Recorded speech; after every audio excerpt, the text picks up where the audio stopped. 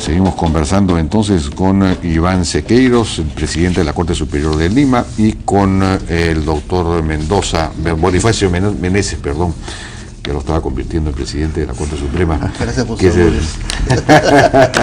representante de los jueces superiores ante el Consejo Ejecutivo del Poder Judicial. Bueno, esta es una discusión que en realidad yo no debería dar porque no estoy, pero digamos, es lo que el Ministerio de Economía sostiene. Yo no he hecho los números personalmente, pero el Ministerio de Economía sí los ha hecho y eso es lo que ellos argumentan. No es por maldad, obviamente, sino porque es inviable económicamente, fiscalmente, según ellos, esta escala, en fin. Entonces, ahora, la pregunta es, ¿aún estos aumentos que da esta nueva escala propuesta por el Ejecutivo tendrían que darse a cambio de una mejora, de una reforma del Poder Judicial, de una mejora en los rendimientos, de una modernización, en fin? Y hay algunas mejoras en algunos campos, pero en general es una organización todavía muy tradicional, hay mucha corrupción, sobre todo en el lado penal, es muy lenta, en fin, hay mucha acumulación de carga, es algo que no funciona bien. Entonces eso tiene que, digamos, damos aumentos, pero tiene que haber una reciprocidad, algo a cambio. Allí hay allí hay un problema que anoche lo confrontaba usted. ¿Qué es lo que está pasando? Así le paguen 50.000 soles mensuales al juez, con esa sola remuneración no va a mejorar las condiciones en el Poder Judicial. En el Poder Judicial tenemos que tomar la decisión política de que finalmente queremos realmente arreglar el Poder Judicial. Bueno, pues hay que arreglar el Poder Judicial y tenemos nosotros la primera vocación para poder arreglar el Poder Judicial. Y no se trata de cuestión de remuneraciones solamente. No sé si usted ha visto, pero yo he presentado en reiteradas oportunidades cómo trabajan los jueces en Lima. Imagínense cómo trabajan en provincias. Trabajan en departamentos alquilados, convertidos en despachos judiciales con sus secretarios y todo lo demás. Y ahí tienen que atender a la gente y todo lo demás. No tenemos locales. Trabajan con computadoras de 10 años atrás de modernidad, que a cada rato se les cuelga y tienen que suspender las diligencias o a veces hacerlas a mano, porque ya ni máquinas de escribir ahí. Entonces, si la computadora se les colgó y de hecho se les cuelga continuamente, tienen que hacer la diligencia a mano o sencillamente suspenderla. ¿Pero no habrá un problema de gestión, de gerencia en el Poder Judicial? Es problema de presupuesto. Nos están dando el mismo presupuesto del año pasado, un poquito más. El presupuesto del Poder Judicial se ha incrementado considerablemente en los últimos 7 años. No recuerdo las cifras exactamente, pero es bien espectacular. Más o menos se ha más que doblado, creo, el presupuesto. En casi el doble, efectivamente. Así es. Pero no ha crecido el Poder Judicial en esa misma dimensión, porque se está satisfaciendo elementales necesidades. Han crecido los órganos judiciales en algunos casos, se han incrementado algunas cortes en los últimos tiempos. Todo esto origina, y la demanda, por cierto, sigue creciendo. Entonces, no alcanza lo que tiene el Poder Judicial actualmente para atender toda esa demanda. Tenemos carencia de personal.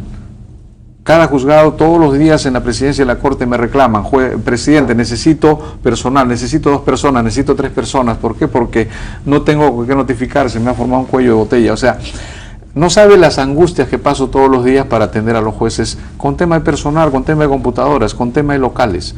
¿Cómo vamos a mejorar el Poder Judicial en esas condiciones? Y cuando le decimos, oiga, queremos, mire, dónenos locales para nosotros implementarlos, compren locales, esas casonas antiguas que para nosotros implementarlos, o compren edificios para nosotros implementarlos, no hay presupuesto.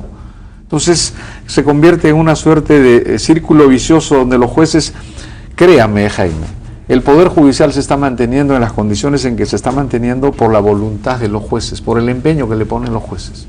Si no fuera así, lamentablemente la cosa ya hubiera colapsado.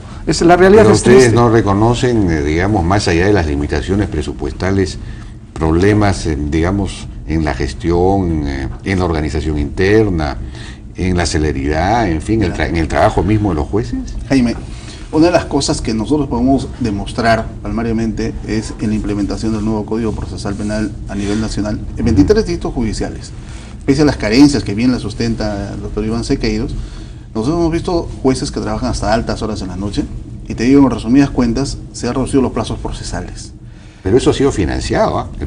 El Ministerio de Economía ha dado presupuestos año a año para instalar, para implementar. Pero hace 2 años que no han dado un solo centavo para, por ejemplo, la implementación del nuevo Código Procesal Penal en Lima. En Lima no han dado, pero digamos en el interior, ahí Sí. donde se ha hecho con dinero adicional. Exacto.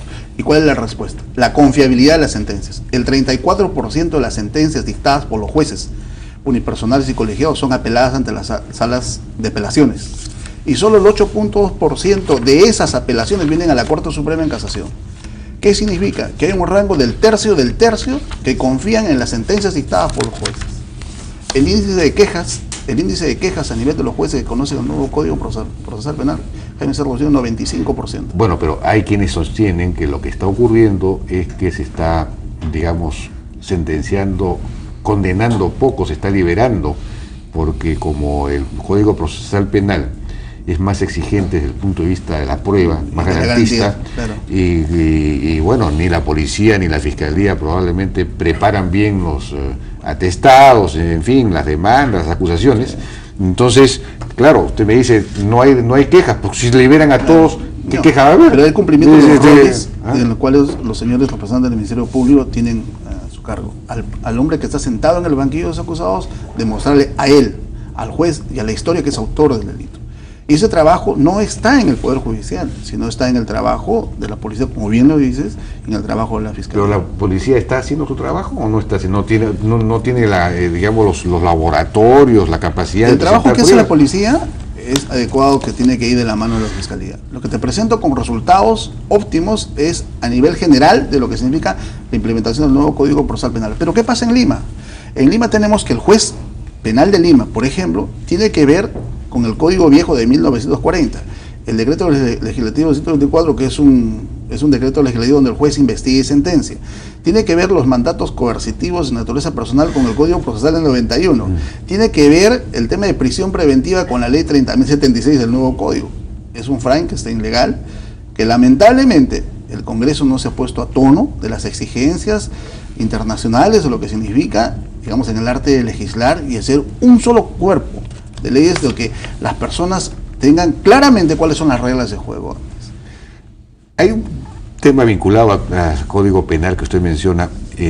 Quería preguntarles cómo ven el asunto, porque lo que está faltando en el Perú claramente, en nuestra justicia y en nuestro sistema penal, es una justicia de nivel intermedio o, digamos, de base, una suerte de atención, así como hay la atención primaria de la salud, una atención primaria penal, en donde el delincuente primario joven, un palomía, alguien que hace un pequeño robo, un delincuente menor, digamos, puede ser inmediatamente recluido por un juez en una cárcel.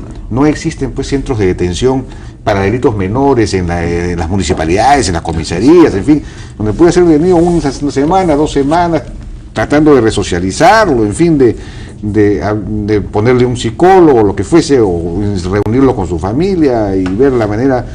Eso no existe. Entonces de frente o lo sueltan, ¿no? Entonces impunidad, y todo el mundo se queja de la impunidad, sueltan, o de frente le dan una pena de 4 años y va a una cárcel donde se convierte en un criminal ya graduado. Entonces ese nivel básico no existe. Lamentablemente hay que darle respuesta a eso.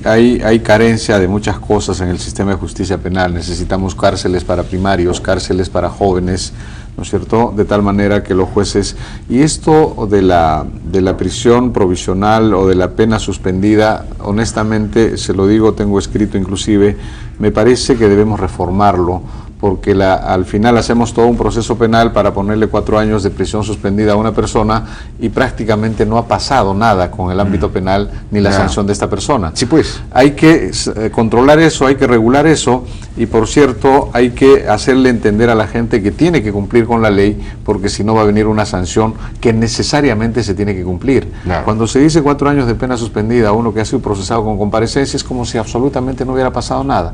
El Estado ha gastado dinero en el proceso, se han involucrado un montón de personas, sin embargo al final el resultado es que la persona se va a su casa a firmar mensualmente un libro, y honestamente eso tenemos que arreglar. Hay situaciones, por cierto, que necesitan ser corregidas, y nosotros estamos llanos a corregir, pero ahora, no es posible un diálogo, ya regresando al tema porque nos ha ganado el tiempo también, un diálogo inteligente entre el Ministerio de Economía y el Poder Judicial. Entiendo que ha habido toda una discusión, este es el resultado de una discusión. Hay un diálogo inteligente que diga, bueno, vamos a aumentar, no podemos aumentar lo que se está pidiendo, digamos, lo que está en la ley, pero en fin, vamos a aumentar de alguna manera, pero tenemos que también implementar una reforma, lo que usted señala, en fin, todo un plan de reforma, de modernización judicial, sí, Jaime, que contemple como una parte de él el tema de los sueldos. Mire, una primera aclaración. Este proyecto de ley se habría presentado consensuadamente con el Poder Judicial. Tenemos la versión del presidente del Poder Judicial que no ha intervenido ni en los debates ni en la discusión de este proyecto de ley. Nosotros pensamos que el presidente habría intervenido, por eso que se menciona textualmente. Sin embargo, el presidente ha dado su versión y ha dicho, yo no he intervenido. El presidente del Poder Judicial. El presidente del Poder Judicial. Y ningún otro juez ha intervenido. Y también entonces, el Consejo Ejecutivo no ha sido en el Ministerio de Economía dice que se han reunido incontables veces. Nosotros queremos conversar. ¿Por qué no nos convocan para conversar, afinar estos asuntos y salir con una ley consensuada para poder solucionar el problema? Y perdóneme, el año pasado se presentó una ley consensuada a fin de año. Poder Judicial, Ministerio de Economía y Finanzas. El Ministerio de Economía y Finanzas al final no quiso presentar el proyecto. Lo presentó el presidente San Martín y el Congreso no quiso debatirlo. Y jamás se debatió. O sea, hemos consensuado en algún momento, por mandato de ley inclusive. Pero a pesar de eso tampoco hemos logrado la solución. Pero el escenario en sí, Jaime, es de que se está manejando este tema con absoluta arrogancia. Y creo que los jueces del Perú merecen el respeto. Y cuando el presidente de la Corte Suprema, que en este momento está fuera del país, me llama y me comunica, yo no tenía conocimiento de este proyecto, nos llama poderosamente la atención, porque toma su nombre y dice, esto es un proyecto que ha sido conversado con el presidente de la Suprema. Bueno, esperemos que este asunto de alguna manera encuentre una solución. Muchísimas gracias a nuestros invitados, a doctor Iván Sequeiros y a doctor Bonifacio Meneses por su participación en la Muchísimas gracias. Vamos a una pausa y regresamos ahora con José Dextre, quien es presidente de la Federación de Instituciones Privadas de Educación Superior, FIPES, para hablar de otro tema peliagudo, la ley universitaria que se está viendo en el Congreso y que genera muchas críticas y preocupaciones. Regresamos.